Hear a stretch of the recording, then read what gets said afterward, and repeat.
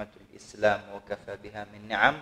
Salawat serta salam senantiasa tercurah keharibaan baginda besar Nabi kita Muhammad sallallahu alaihi wa alihi wasallam beserta seluruh keluarga beliau, beserta seluruh sahabat beliau, beserta seluruh tabi'in wa tabi'it tabi'in wa man tabi'ahum bi ihsan ila yaumiddin wa alaina ma'hum wa fihim bi rahmatika ya arhamar rahimin. Amin. Allahumma amin. Hadirin hadirat muslimin muslimat, ikhwani wa akhwat yang dimuliakan oleh Allah.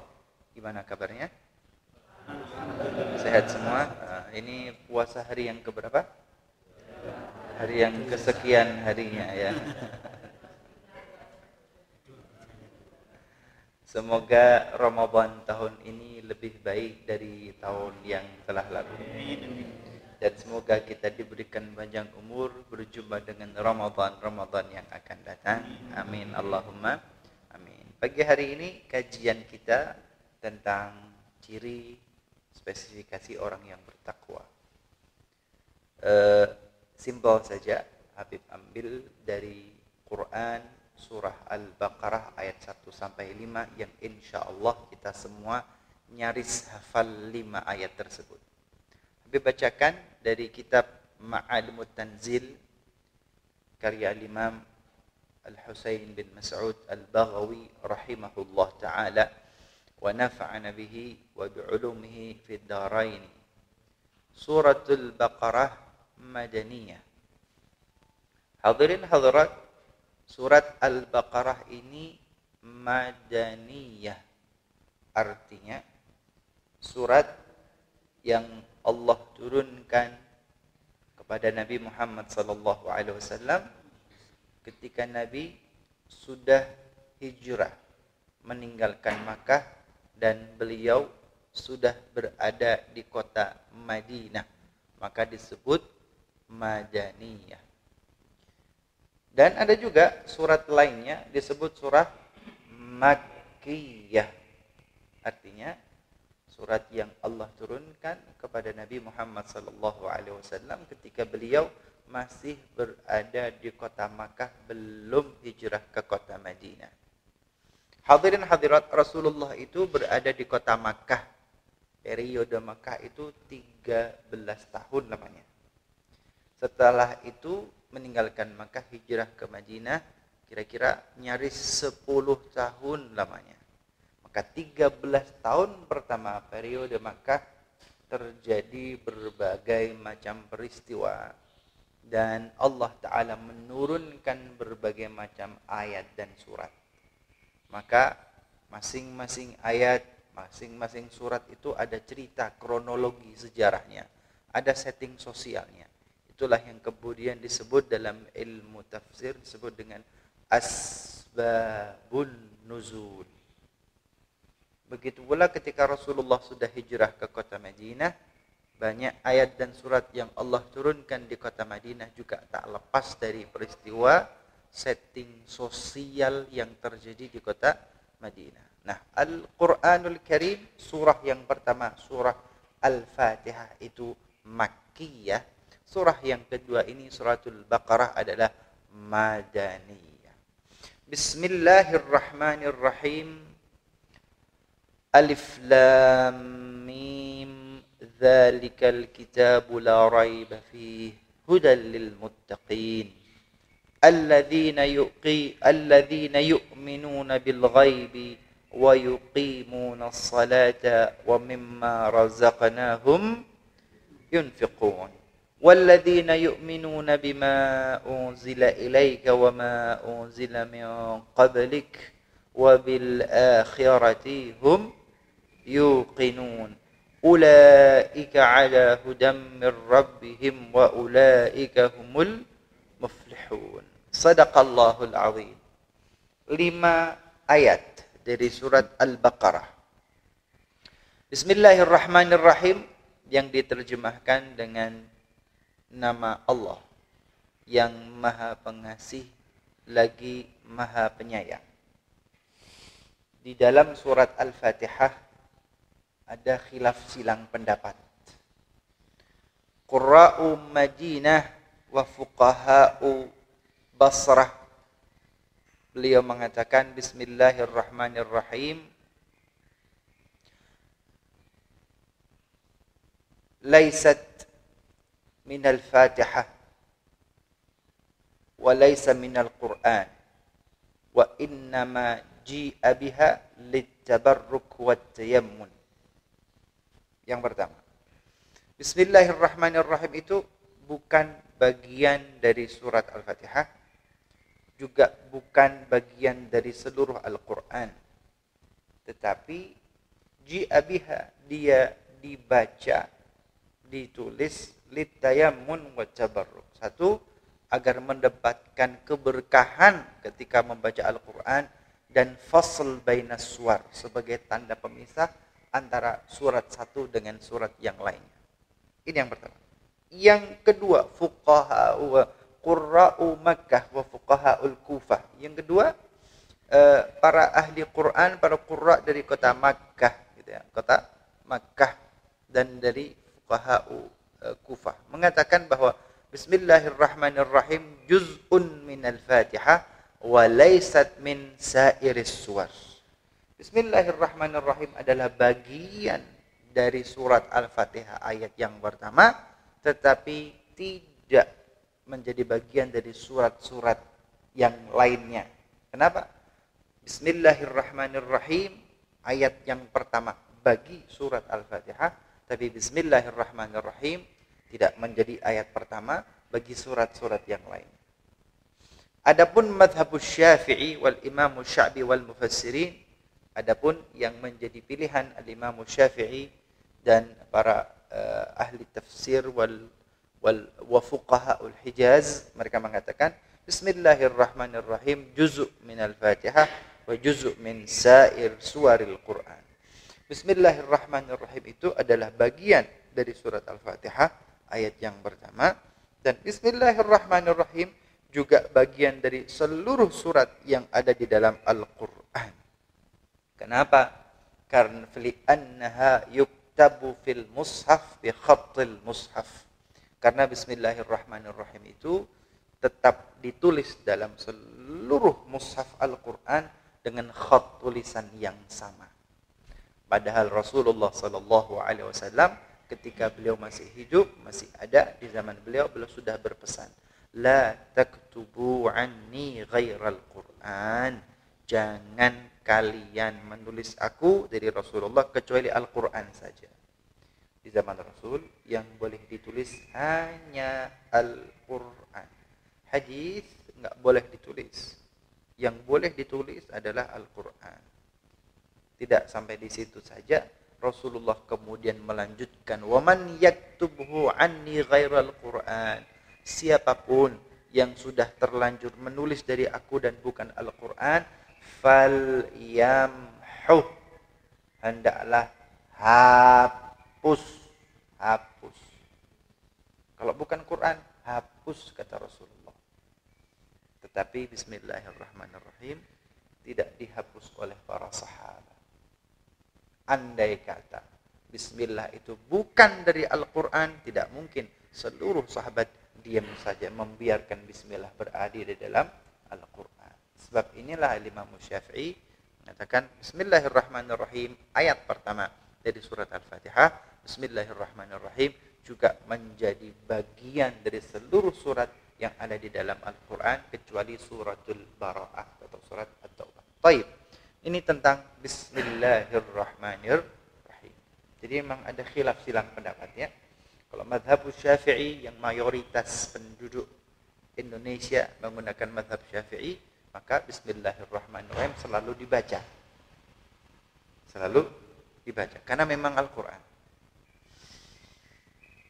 Madhab Al-Imam Ahmad bin Hanbal yang merupakan madhab resmi kerajaan Saudi Arabia, ya, mereka antara memelankan dan tidak memperjelas Bismillahirrahmanirrahim, tapi tetap dibaca. Gitu ya.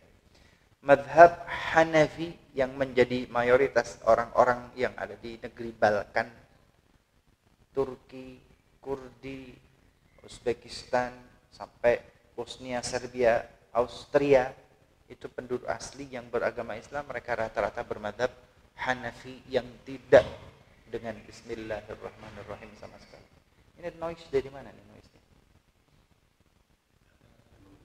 Kadang-kadang berarti ada sesuatu ya. Something wrong. Tiba-tiba kresek-kresek. Baik, Bismillahirrahmanirrahim, jelas? Oke. Habib bisa cerita karena kemarin habis dari Turki. Turki itu mazhab Hanafi. Oleh-olehnya alhamdulillah kita bisa sholat di Masjid Hagia Sophia yang kemarin Hagia Sophia kemarin adalah malam pertama bagi Hagia Sophia untuk merasakan kembali sholat sunnah tarawih. Setelah 88 tahun mulai rezim Turki sekuler baru muncul, ditutup, kemudian 4 tahun kemudian dibuka sebagai museum. Kemudian 2018 muncul suara dan wacana dikonversi menjadi masjid lagi, tapi penentangan dari Eropa, UNESCO, PBB dan bla bla bla begitu banyak. Tapi akhirnya perjuangan 3 tahun ya sekarang sudah bisa digunakan sebagai masjid dan sholat tarawih. Ala kulli hal, sedikit cerita. Kemudian Masjid Hagia Sophia ya yang ditaklukkan pada masa Muhammad Al-Fatih menjadi Sultan Mehmed yang pertama ya. Maka masjid itu dimodifikasi sedemikian rupa, di depannya juga menjadi mihrab, kemudian ada mimbar dan ada ornamen kaligrafi ayat suci Al-Quran. Masjid ini bagus sekali tapi gak ada kaligrafinya sama sekali.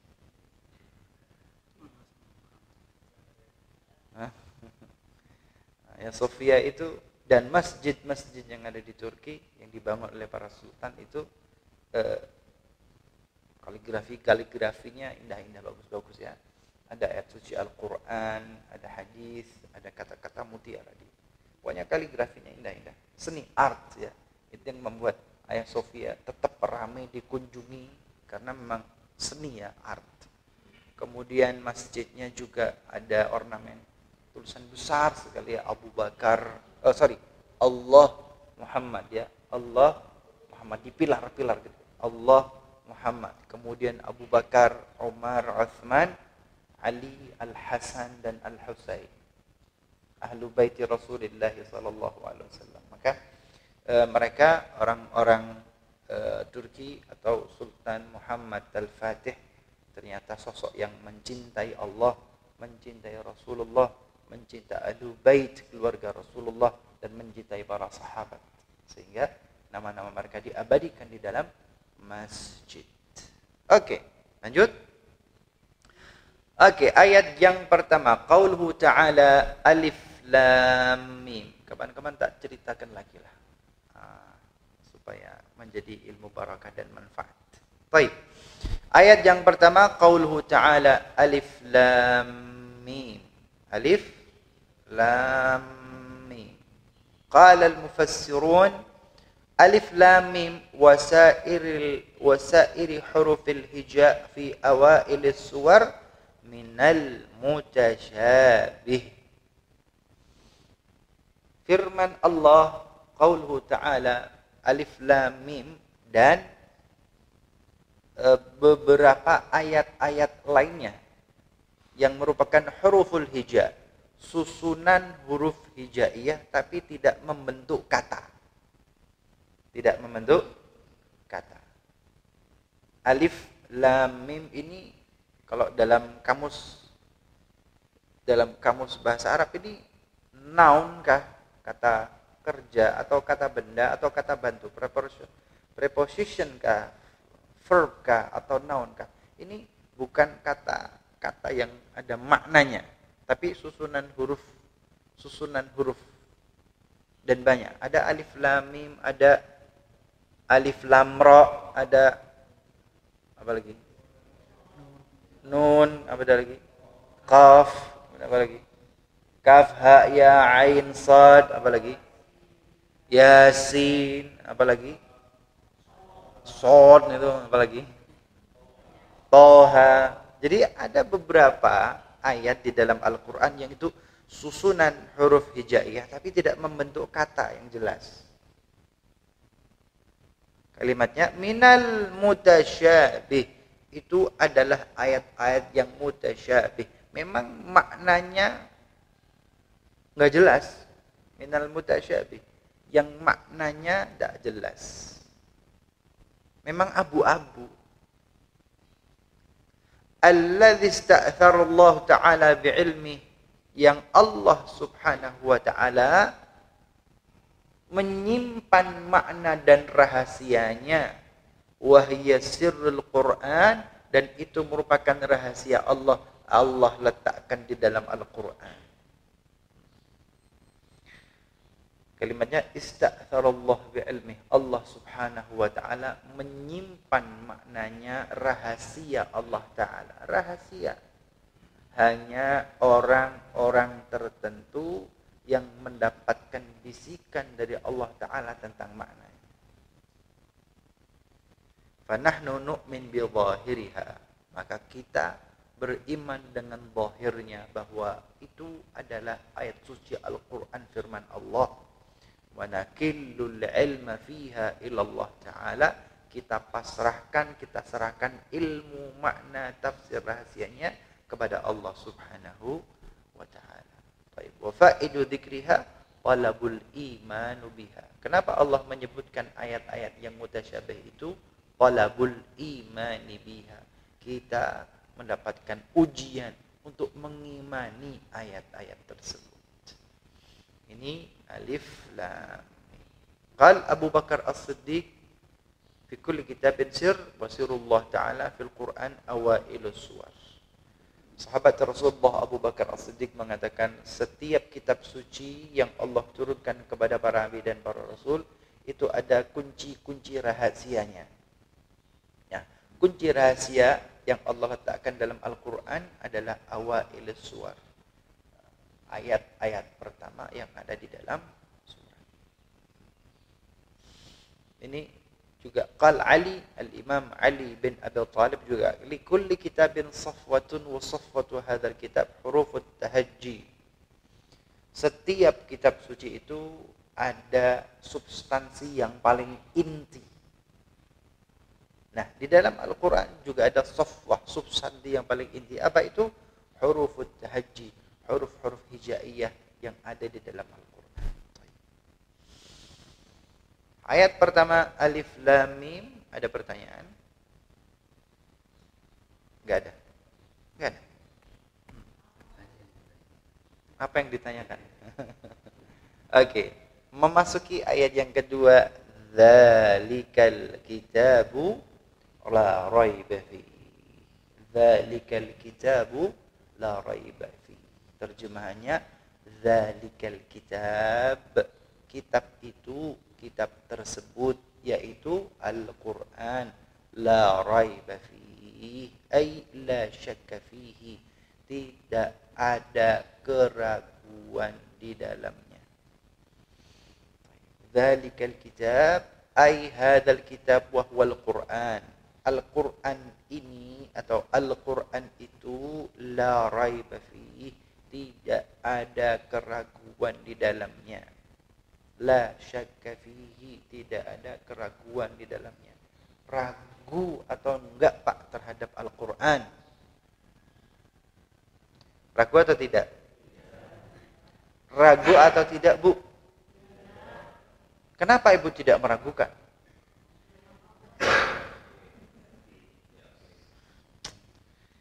Yakin itu kalau benar-benar memahami dan merasakan.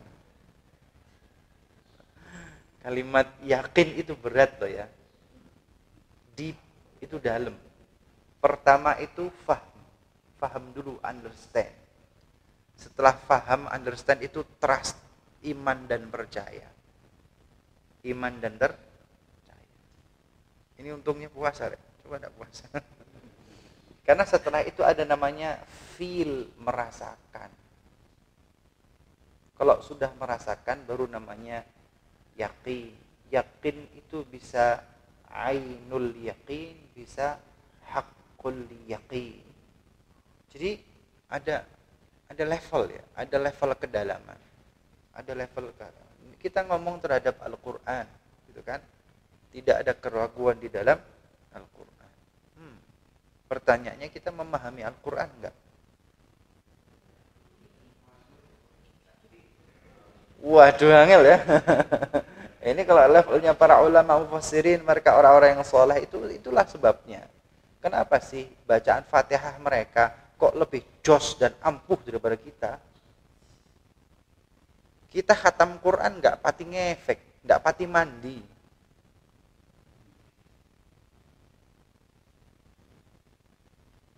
Masih jauh loh ya, masih faham, understand. Kemudian iman itu trust, kemudian feel, merasakan, kemudian yakin, menemukan. Ada yang ainul yakin, ada hakul yakin. Maka Ummul Mukminin Aisyah mengatakan, kana khuluquhul Quran. Ketika ditanya bagaimana sih akhlak Rasulullah itu, maka Ummul Mukminin Aisyah mengatakan, kana khuluquhul Quran. Akhlak Rasulullah itu adalah Al-Quran. Loh, kalau kita memang memahami, menguasai, mengimani Al-Quran kayak Nabi gitu. Pertanyaannya, kita sehebat Nabi kan? Wah.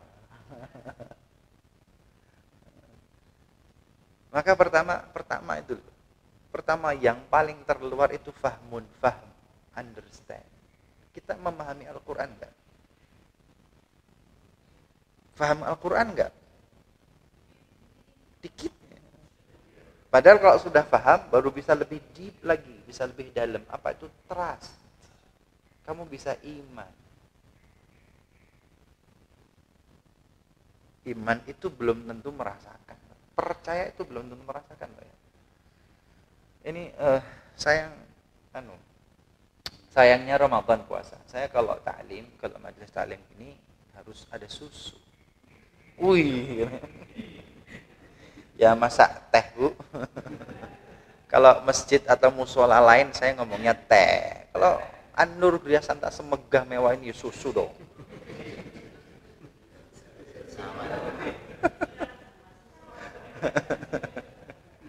Masa masjid semegah ini minum teh, rek? Please deh.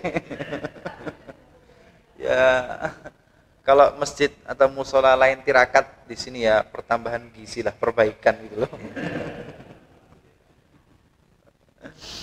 Andai kata ya, ini cuma contoh dan andai kata saja. Di depan Habib ada segelas susu. Semoga menjadi kenyataan kelak. Amin, Allahumma amin. Segelas susu gitu kan, segelas susu. Kita melihat dengan pancara indera, kita melihat dengan mata. Maka kita understand, kita paham gitu ya. Kalau yang ada di gelas ini adalah susu. Paham kan? Kalau di dalamnya segelas susu. Setelah itu bagaimana? Kita percaya enggak? Iman enggak? Trust enggak kalau ini susu? Ya insya Allah kita bisa mengatakan iman, trust. Kalau itu memang isinya susu. Jadi paham dulu kemudian trust.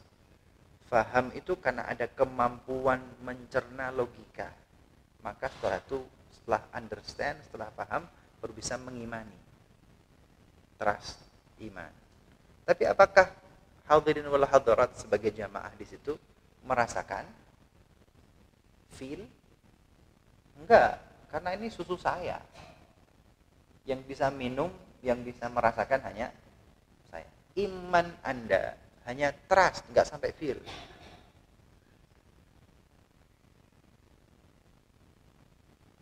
Iman kita terhadap Al-Quran gitu kan, iman kita terhadap Al-Quran ya sebatas iman, trust, percaya. Susu tadi yang minum saya trust, saya paham, understand, saya trust, percaya dan iman. Tapi pasti juga merasakan, minum, feel. Begitu pula isi Al-Quran, innallaha ma'as sabirin. Paham? Paham. Sesungguhnya Allah bersama dengan orang-orang yang bersabar. Beriman? Beriman. Merasakan enggak? Merasakan enggak? Nah, kalau merasakan berarti Allah Ta'ala sudah pernah mengujimu dengan bala dan musibah. terkadang untuk merasakan. Allah Ta'ala berikan kita musibah, berikan kita bahala, berikan kita cobaan. Kenapa? Supaya engkau merasakan. Ini loh sabar. Biar kamu merasakan sabar. Kalau hidup enak-enak tok terus bilang sabar, ya nggak bisa. Nggak bisa. Maka akhlak Rasulullah karena khuluquhul Quran, akhlaknya adalah Al-Quran. Sepanjang hidup berjibaku dengan ujian itu. Lah, kok lah? Iyalah.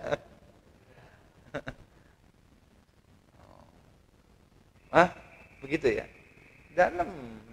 Baru setelah itu ainul yakin wa haqqul yaqin. Oleh sebab itu para ulama, para salihin, mereka aulia Allah hidup dalam kepedihan dan kesusahan tambah senang. Ya kan? Rasulullah sallallahu alaihi wasallam ketika di kota Madinah di atas tikar beralaskan tikar di bawah pohon kurma, beliau istirahat berbekas di pipinya, berbekas di tangannya.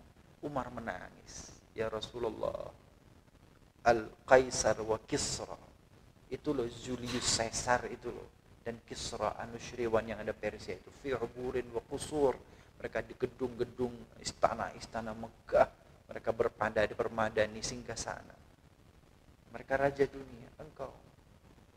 Engkau ya Rasulullah, pemimpin dunia dan akhirat, beralaskan tikar di bawah berbekas. Enak mana? Di istana atau di bawah pohon?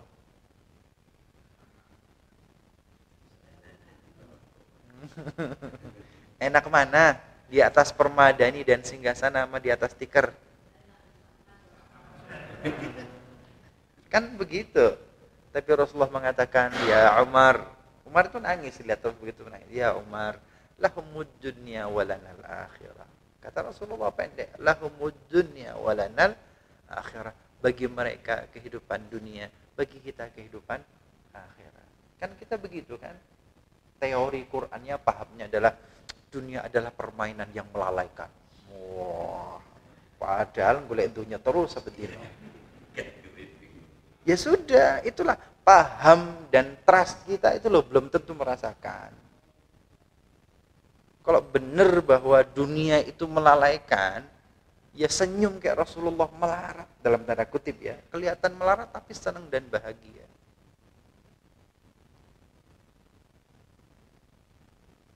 Berat.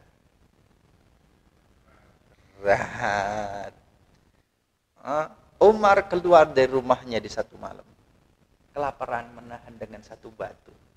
Ketemu dengan Abu Bakar. Abu Bakar, malam-malam begini, ma akhrajaka, apa yang membuatku keluar dari rumah? Al-ju', kata Abu Bakar, aku kelaparan. Wih, sama. Ditunjukkan Umar, saya menahan dengan satu batu. Kemudian Abu Bakar, saya dengan dua batu. Mereka berdua datang kepada Rasulullah. Rasulullah bertanya, ada apa kalian?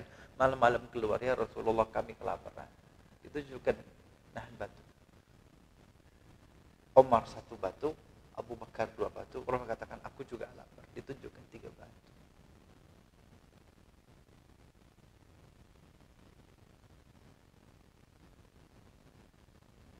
Kita puasa lo kenyang. Sangat kenyang.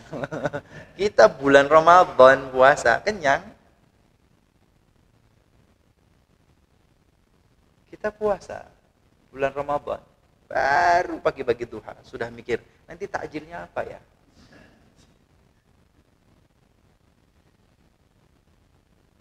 Nanti takjilnya apa?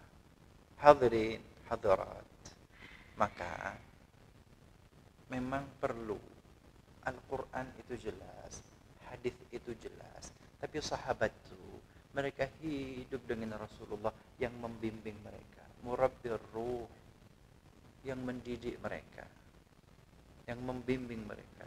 Guru spiritual para sahabat itu adalah Rasulullah. Kalau baca hadis, baca Quran, paham nggak? Paham. Tapi bisa sampai trust, sampai feel, Sampai hakul yakin, ainul yakin, butuh murabbir ruh, butuh guru spiritual, butuh seorang yang membimbing dirimu. Rasulullah itu murabbir ruh, guru bagi para sahabat. Para sahabat guru bagi para tabi'in, karena para tabi'in belajar dari Ali bin Abi Thalib, belajar dari Abu Bakar, belajar dari Umar, belajar dari Uthman, belajar dari Ali, belajar dari Abdullah bin Abbas, Ibnu Abbas, turjumanul Quran, belajar dari Abdullah bin Umar bin Khattab, belajar dari sahabat Abu Hurairah, belajar dari Ummul Mukminin Aisyah binti Abi Bakar As-Siddiq, belajar dari Ummu Salamah, belajar dari Ummul Mukminin Maimunah binti Ramlah. Ada nama-nama di kalangan sahabat, mereka adalah para murabbir ruh. Mereka adalah para guru spiritual. Khalid ibn al-Walid, panglima perang di medan laga, enggak ngurusi pendidikan. Ikrimah bin Abi Jahal di medan laga, panglima. Dua orang ini kalau sudah maju di medan perang menang tok wis, menang tok enggak kalah-kalah. Apa gerangan rahasia? Ternyata Khalid ibn al-Walid tiap maju ke medan perang, beliau selipkan potongan rambut Rasulullah sallallahu alaihi wasallam pada helm perang. Abu Ayyub Al-Ansari. Dengar Abu Ayyub Al-Ansari? Siapa Abu Ayyub itu? Siapa Abu Ayyub Al-Ansari? Ketika Rasulullah meninggalkan Mekah, hijrah ke kota Madinah, maka seluruh penduduk Madinah menyambut kedatangan Rasulullah sallallahu alaihi wasallam yang beliau mengendarkan unta beliau Al-Quswa. Ya Rasulullah, silahkan di rumah saya. Ya Rasulullah, jadikan rumah saya rumahmu. Ya Rasulullah, ya Rasulullah. Semua menawari Rasulullah sallallahu alaihi wasallam untuk singgah di rumahnya. Kata Rasulullah, "Dah, lepaskan tali kekang," atau ya tali kekang ya. Lepaskan tali kekangnya. Innaha ma'mur, sesungguhnya biarkan unta ini berjalan. Ia dijalankan oleh Allah Subhanahu wa taala. Berjalan menyusuri kota Madinah, muter balik, kemudian berhenti. Duduk. Rasulullah bertanya, ini pekarangan siapa? Ternyata ini pekarangan Abu Ayyub Al-Ansari. Waduh, senangnya Abu Ayyub Al-Ansari. Semua orang itu pengen rumahnya disinggahi oleh Rasulullah. Ini tiba-tiba unta Rasulullah berhenti di depan pekarangan kebun Abu Ayyub Al-Ansari. Maka beliau dengan bangga sukacita, ya Rasulullah, ini rumahku. Ya Rasulullah, silahkan ke rumahku. Rumahku 2 lantai. Engkau di atas ya Rasulullah, aku yang ada di bawah. Ini Abu Ayyub Al-Ansari. Setelah itu, karena di rumah Abu Ayyub ada Rasulullah, seluruh penduduk kota Madinah itu kemudian datang ke rumah Abu Ayyub Al-Ansari hanya untuk berjumpa dengan Rasulullah sallallahu alaihi wasallam, pengen tahu Rasulullah sallallahu alaihi wasallam. Ada yang bawa pakaian, ada yang bawa kain, ada yang bawa baju, ada yang bawa kurma, ada yang bawa gandum, bawa segala macam hadiah. Kenapa? Bukti rasa sayang cinta kepada Rasulullah sallallahu alaihi wasallam. Bu, Ibu, apakah suami Anda mencintaimu? Wah, yang jawab sini iya.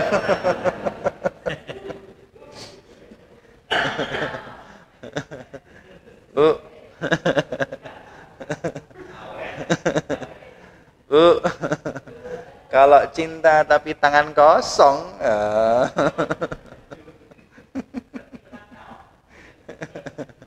kalau cinta nggak tangan kosong dong, saban pulang kok tangan kosong.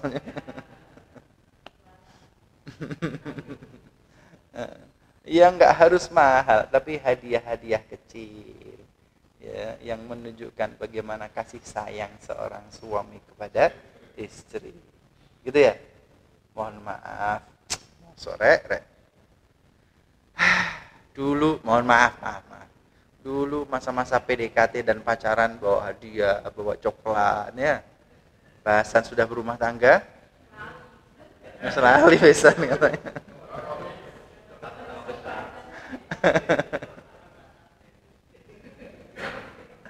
Ya Allah. Naam, kembali Rasulullah sallallahu alaihi wasallam di rumah Abu Ayyub Al-Ansari, maka sahabat semua datang ke rumah Abu Ayyub Al-Ansari, termasuk Ummu Sulaim.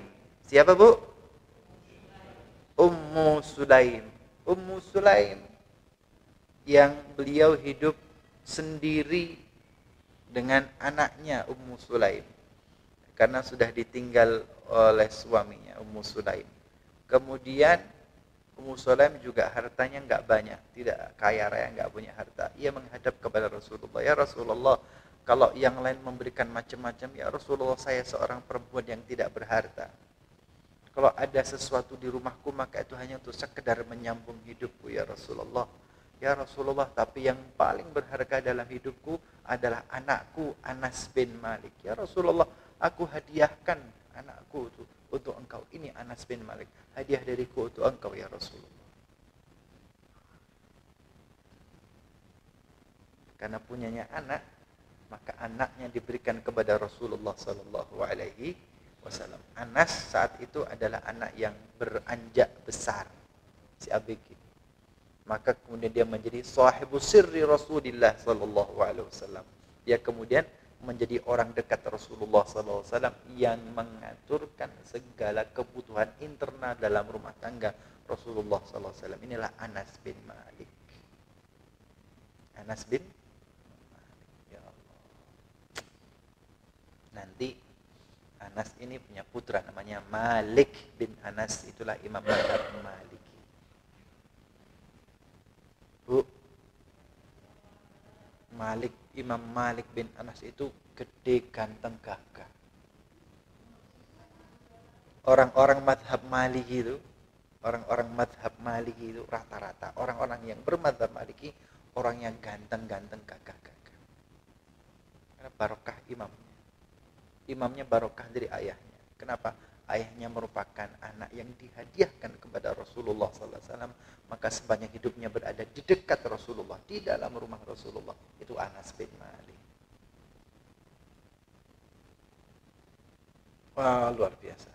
Anas mengatakan, tidaklah turun Al-Quran, kata Anas, tidaklah turun Al-Quran kecuali aku, orang yang tahu tentang di mana ayat itu turun, tentang apa ayat itu, dan karena apa ayat itu turun. Itu Anas bin Malik.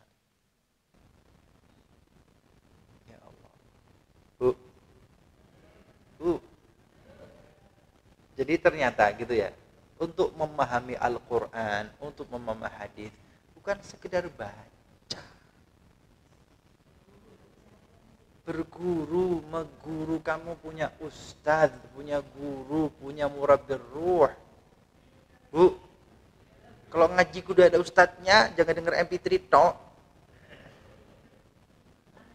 Gitu ya. Jadi kalau mengkaji kajian Islam harus jelas murabbir ruhmu siapa.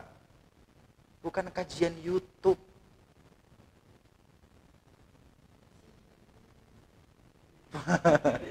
Bukan pula potongan-potongan reel dan Instagram yang gak jelas siapa yang buat dan nulis.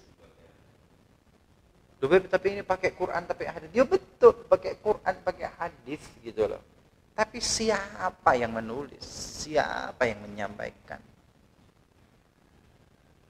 Karena orangnya ikhlas jadi gak disebutkan. Lah, memang para mufassirin, para muhadithin, ahlul hadis, ahlul Quran, fuqaha gak ikhlas. Mereka tetap mencantumkan nama mereka dalam karya-karya ilmiah mereka. Imam An-Nawawi, Imam Ibn Hajar, sebutkan namanya. Bukan berarti nggak ikhlas. Ikhlas itu bukan anonim. Ikhlas itu bukan tanpa nama. Justru tanpa nama itu dalam ilmu hadis itu merusak. Kenapa? Ada hadis sahih, ada hasan, ada dhaif. Kenapa? Karena mata rantai sanadnya jelas. Sumbernya jelas, orangnya jelas, yang menyampaikan jelas, orang itu jelas. Siapakah orang itu? Namanya siapa? Latar belakangnya bagaimana? Kemampuan akademiknya bagaimana? Akhlaknya bagaimana? Terus bagaimana? Perilaku ibadahnya bagaimana? Itu menyebabkan hadis itu sahih atau hasan atau dhaif. Orangnya, mata rantai para perawinya. Ya, kita sekarang belajar kok dari potongan-potongan reels, potongan-potongan TikTok. yang nggak tahu sumbernya dari mana. Isinya betul, iya, tapi siapa yang menyampaikan? Kalau ternyata potongan demi potongan itu menggiring engkau untuk menjadi orang yang radikal, bagaimana? Kan cara membentuk orang nggak langsung. Anda akan ditarik pelan-pelan kok. Anda ditarik pelan-pelan. Karena yang membunuh Ali bin Abi Thalib itu Abdurrahman bin Muljan, Ibnu Muljan, orang yang hafal Al-Quran. Hafal Al-Quran. Jangan keliru. Bukan orang kafir. Bukan orang nggak ngerti agama. Bukan nggak ngerti fikih, bukan nggak ngerti hadis, tahu. Tapi dia membunuh Ibnu Muljan. Yang memenggal kepala Al-Hasan, kepala Al-Husain itu orang yang paham Al-Quran.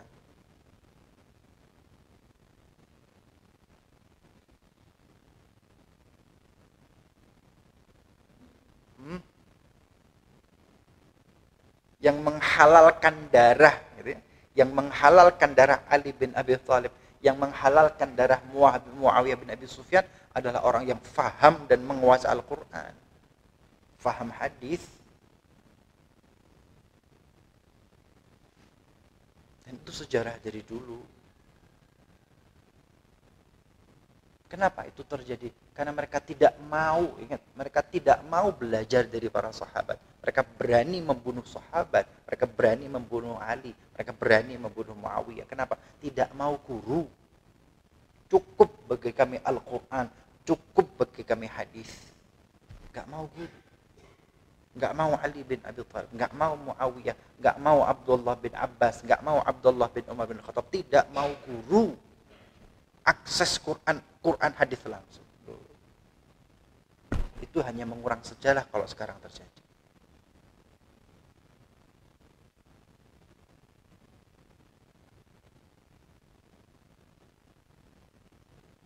Ini tentang apa kok kemari? Tentang iman tadi itu loh, ya. Pertama faham dulu. Paling luar itu fahmun, faham, understand. Kemudian trust, iman. Kemudian feel, merasakan. Maka Rasulullah itu sepanjang hidup nggak enak. Rasulullah sepanjang hidup bertemu dengan berbagai macam masalah. Di Mekah, ketemu masalah. Di Madinah, ketemu masalah kan? Ketemu masalah. Tapi memang Allah Ta'ala pengen, kana khuluquhul Qur'an. Akhlak Rasulullah itu Al-Quran, maka Rasulullah merasakan apa yang di dalam Al-Quran. Kita merasakan nggak? Kita merasakan nggak? Kadang-kadang. Kadang-kadang. Itu pun masih butuh bimbingan. Bagaimana ainul yakin, mana hakul yakin. Kita masih ayat kedua ya. Dzalikal kitabu la raiba fi. Masih situ aja ternyata masih jauh. Masih 6.600 sekian ayat, masih banyak. Masih jauh. Ya, ngajinya seminggu sekali. Kalau cangkep, waduh. Nah, solusi dong, Beb. Solusinya belajar. Solusinya belajar. Solusinya memang harus punya guru spiritual. Oleh sebab itu Abu Bakar saban hari ketemu Rasulullah. Umar saban hari ketemu dengan Rasulullah. Para sahabat saban hari ke masjid ketemu Rasulullah. Gak ketemu tuh gak enak. Gak ketemu itu sedih. Rasulullah sakit di akhir hayat, semuanya bingung. Kenapa? Karena sebagian dari hidup mereka adalah bersama Rasulullah Sallallahu Alaihi Wasallam. Emang harusnya begitu. Nah, kita sudah kena tipu teknologi informasi sih.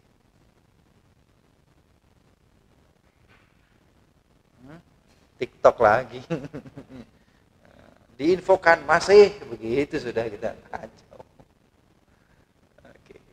Masih ayat dzalikal kitabu la raiba. Kitab itu yaitu Al-Qur'an, tidak ada keraguan di dalamnya.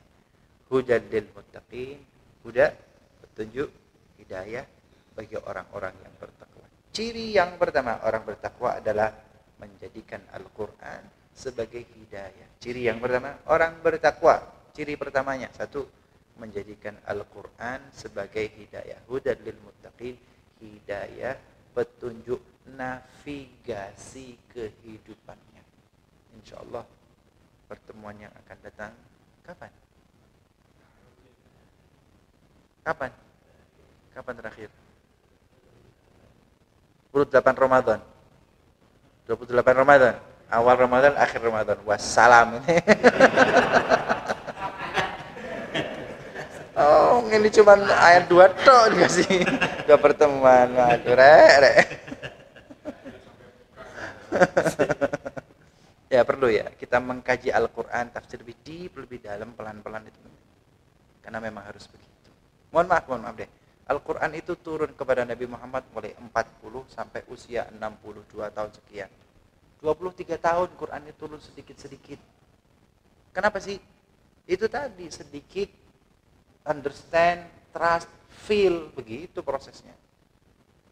Prosesnya memang begitu, maka butuh 23 tahun. Lah ini pertemuan pertama, terakhir bar. Oh, ya. Aduh. Itu yang hidup sama Rasulullah tiap hari aja begitu. Nah, kita ngaji. Itulah. Makanya karena kita bener-bener deh, kita ini tertipu gitu loh. Kita ini tertipu. Kenapa?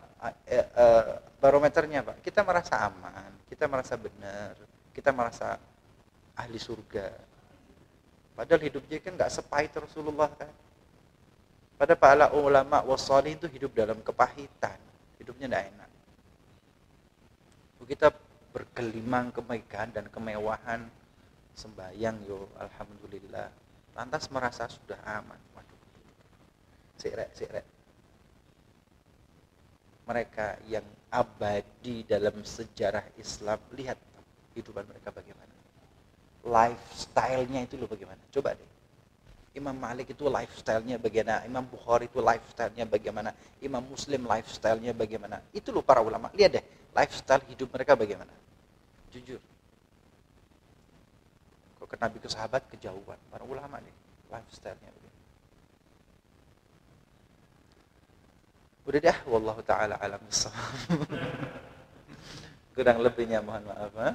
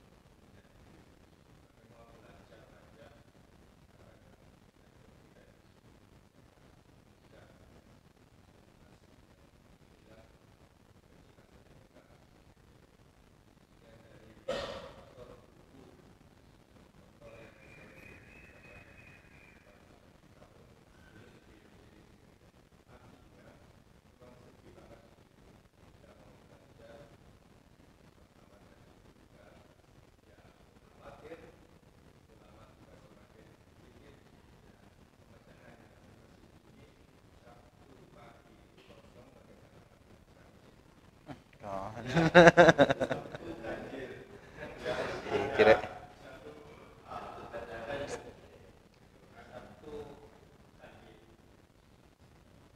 tergantung susunya nanti. Kakak Ramadan kan ada alasan suka Ramadan Bibi. Oh iya Ramadan.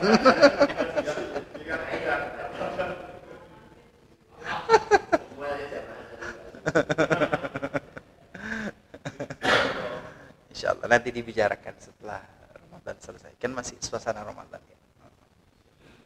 Alhamdulillah, semoga diberikan panjang umur, sehat, manfaat, barakah, didekatkan dengan Allah, didekatkan dengan Rasulullah, jadikan hamba-hamba pilihan.